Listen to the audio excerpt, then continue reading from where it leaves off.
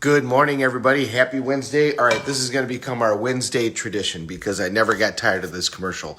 Remember the camel? Mike, hump day. So happy Wednesday. Good morning. So we're going to talk big picture stuff today. We're going to step back a little bit. It's been a few days, couple of weeks, depending upon how long you've been watching, and you're doing some stuff. You're making some changes. You've written down some goals. You're asking yourself some morning questions. You're doing a morning workout. You're doing incantations. You're doing something, and you're going to start to see changes. Things are going to happen when you start doing all this stuff. It's inevitable. So let's talk about a couple of big picture ideas as that starts to happen. Number one, your current peer group, and in particular, your family. What's going to happen when you start making these changes?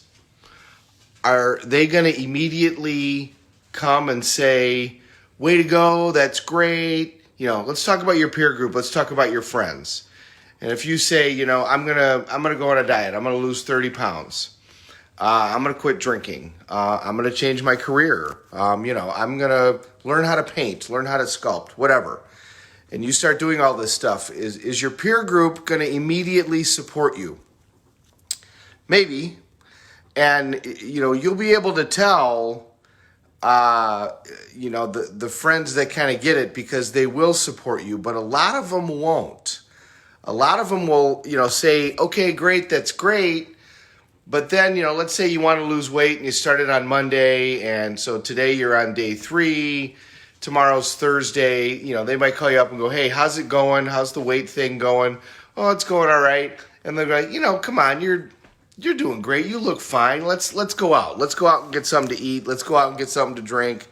Now why do they do that? Why isn't it that they're going to support you in the way that you would like them to support you? Is it because they don't like you? Is it because they don't love you? No, it's actually the opposite. It's because they do love you.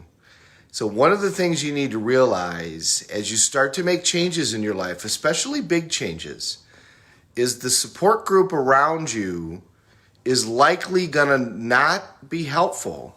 They're going to resist you making those changes, at least to some extent.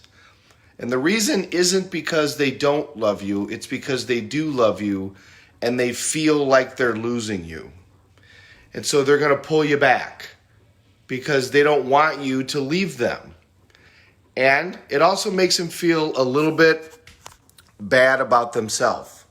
Let's say you're going to lose weight and your support group goes out and eats and drinks every Friday and Saturday night, and all of a sudden, instead of doing that, you're going to be walking or running. Let's say you set a goal, I'm going to run a half marathon.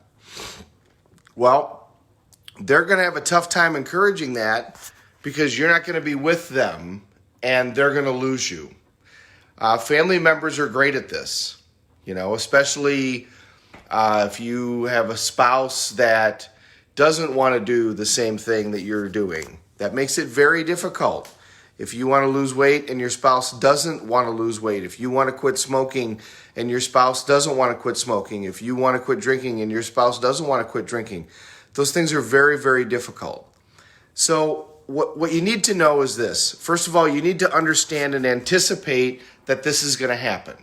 There's going to be people that resist you. Secondly, you need to focus on yourself. This is about creating the best you and about making the changes in you that you want to make. And so anticipate how you're going to handle this. The best thing to do for me was to focus on where you're going. And understand that for 9 times out of 10, after you get to a certain point of accomplishing this goal, the support group will flip and they will support you. The ones that truly cared about you, as they see you making the changes, all of a sudden they're going to start encouraging you. That's the greatest thing in the world with losing weight. The greatest thing in the world with losing weight, I used to be 70, 80 pounds heavier than I am now. Greatest thing in the world with losing weight is where you all of a sudden walk somewhere and everybody notices that you're thinner, and all of a sudden everybody starts asking you, hey, have you lost weight? And it usually doesn't happen for several months. So the support group, once you get past a certain point, typically will support you because they are happy for you and they do love you. But they're going to resist you for a certain level. And some of them may resist you forever. But you have to not focus on that.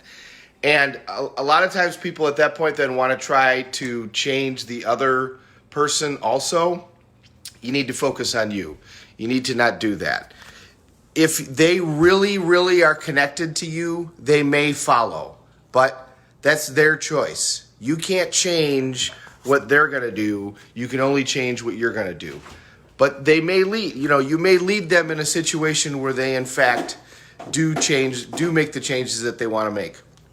I'm coming up on 9 years since I quit drinking. And when I quit drinking, my family members initially, didn't encourage that. They were like, oh, come on, this isn't going to work out, blah, blah, blah, blah, blah, blah. Well, that didn't last very long, and then they supported it. And when I first started doing that, alcohol was all around every family event that we had. That was actually the start of the event, was what's the alcohol going to be? And now there's no alcohol at any family events at my house. Now, I didn't start out with that as my goal at all, but once they saw the changes that I was making, then other people wanted those same changes. Other family members stopped drinking. Other family members decided it wasn't in the best interest that we have alcohol at the house. So my making the changes led to other people making changes. But again, that's out of your control. You focus on you and make the changes for you. But you can't let the friends drag you down. You've got to focus on your outcome and head in that direction. And you can't make the changes for them yet. I can teach you how to do that, but for right now, we're just going to focus on you and you make the changes for you. And they may follow. If they're connected to you and they really want to make the changes, then they may follow. But that old adage of you can lead a horse to water, but you can't make him drink, there's a lot of truth to that. There's a way to get people to make changes, but that's a more complicated thing. We're going to talk about that now. So number one, anticipate that some of your friends and some of your peer group are going to resist you making these changes. Number two, we talked about the airplane going to Hawaii. Plane takes off from Chicago going to Hawaii. It's off course almost the entire time. It's constantly off course. And they're making adjustments in order to get themselves back on course. Now, when they look and see that they're off course, do the pilots beat themselves up and yell and scream at each other and say, oh my God, we're failing, we're failing, we're failing? No. They just simply go, okay, we're a little bit off course, but all we need to do is make a little bit of an adjustment. Because they acknowledge that they're making progress. They're still heading in the direction. Now, we as humans, a lot of times don't do that. We see that we've done something just a little bit differently than what we expected. And rather than focusing on the fact that we are making progress, we beat ourselves up. And we are so good at beating ourselves up. And this is one that I'm one of the best at. I'm tremendous at this. Even with all these technologies that I know and try to live, this is one that I still mess up all the time. What happens if you beat yourself up? Well, you want to learn a lesson, of course. You want to understand and say, okay, I need to not do this again. But remember that our body is always trying to do two things: avoid pain and gain pleasure. And we'll do a lot more to avoid pain than we will to gain pleasure. And if while we're achieving this goal, we just start beating ourselves up all the time, our brain's going to go, this isn't worth it. This isn't what I want to do. I want this to be pleasurable. I don't want this to be painful. That's one of the problems with the word diet. The first three letters are die. Your brain's not going to look at that and go, oh my God, Rather than saying I'm quitting smoking, say I'm exchanging smoking for breathing. This is changing language. This is something that we're going to talk about down the road. Instead of dieting, say I'm going to eat to live for a long time. I'm going to stop clogging my body and I'm going to start cleansing it. That's a good one. That was one that I always liked.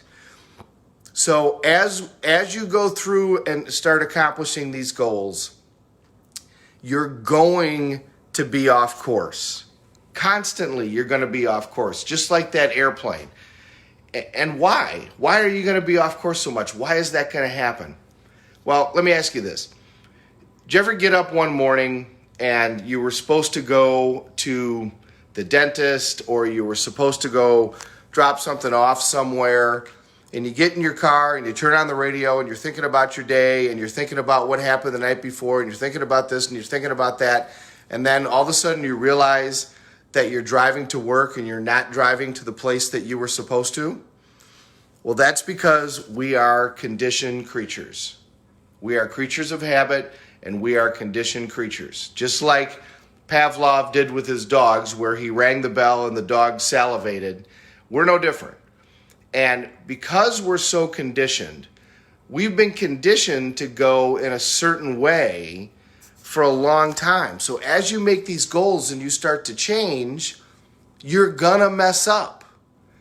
That conditioning is gonna kick in, and there's gonna come a point where you go on autopilot and you go in the wrong direction. It takes a while to condition yourself back, or condition yourself into this new way. So when that happens, be the pilots on the airplane headed to Hawaii. Make the adjustment, learn what you did, and move on. But don't sit there and beat yourself up all day and go, oh my God, I failed. I'm on my diet and I didn't do it 100% perfectly. Okay, well, you didn't do it 100% perfectly. You know what? That's okay. It's great to have that goal of doing it 100% perfectly, but if you do it 90% perfectly, are you going to be way better than what you were doing? Of course. Even if you make a 10% adjustment, you're going to be doing way better than what you were doing. Beating yourself up isn't going to help. Learn the lesson and then move forward. But think of it as being those pilots on that plane. When you look and you didn't do it perfectly, you can just say, okay, well then I need to make a little bit of adjustment. There's a word that we use that I really like, and that's grace. As you're traveling through this, give yourself grace. Remember that achieving a goal at the end of the day isn't about the goal. It's really not. It's about what you need to become in order to achieve the goal. That's really the reward, is how you have to expand as a person in order to achieve that goal. Because that's really the reward, give yourself grace. Enjoy the process. Life's a journey, not a destination. So, some big picture ideas today. Understand your peer group's going to resist, okay? Be ready for that. Give them love. It's not because they hate you. It's because they love you and they feel like they're losing you. So send them love back. But if somebody doesn't support you on your journey, then that's somebody that you need to limit your time with. And that is going to happen as you make changes in your life. There's people that you're going to have to limit your time with because they're just not on the same path as you. And that's fine. That doesn't mean you're better. That just means that you guys are going to now walk different paths. And you can still stay friends, and they might follow, but that's up to them. Secondly, you're conditioned.